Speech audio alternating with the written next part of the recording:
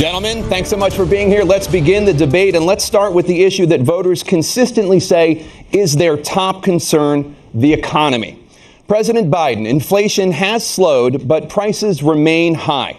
Since you took office, the price of essentials has increased. For example, a basket of groceries that cost $100 then now costs more than $120. And typical home prices have jumped more than 30%.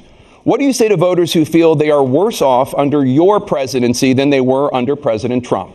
We got to take a look at what I was left when I became president and what Mr. Trump left me. We had an economy that was in free fall. The pandemic was so badly handled. Many people were dying. All he said was, it's not that serious. Just inject a little bleach into your arm. You'll be all right. The economy collapsed. There were no jobs. Unemployment rate rose to 15%. It was terrible. And so what we had to do is try to put things back together again. And that's exactly what we began to do. We created 15,000 new jobs.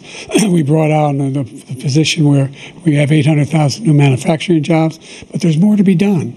There's more to be done. Working class people are still in trouble. I come from Scranton, Pennsylvania. I come of a household where the kitchen table, if the things weren't able to be met during the month, it was a problem. Price of eggs, the price of gas, the price of housing, the price of a whole range of things. That's why I'm working so hard to make sure I deal with those problems. And we're going to make sure that we reduce the price of housing. We're going to make sure we build 2 million new units. We're going to make sure we cap rents so corporate greed can't take over. The combination, what I was left with in corporate greed, is the reason why we're in this problem right now. In addition to that, we're in a situation where if you take a look at all that was done in his administration, he didn't do much at all.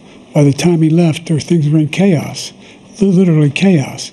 And so we put things back together. We created, I said, those jobs. We make sure we had a situation where we brought down the price of prescription drugs, which is a major issue for many people, to $15 for an insulin shot as opposed to $400. No senior has to pay more than $200 for any drug, all the drugs they can include beginning next year.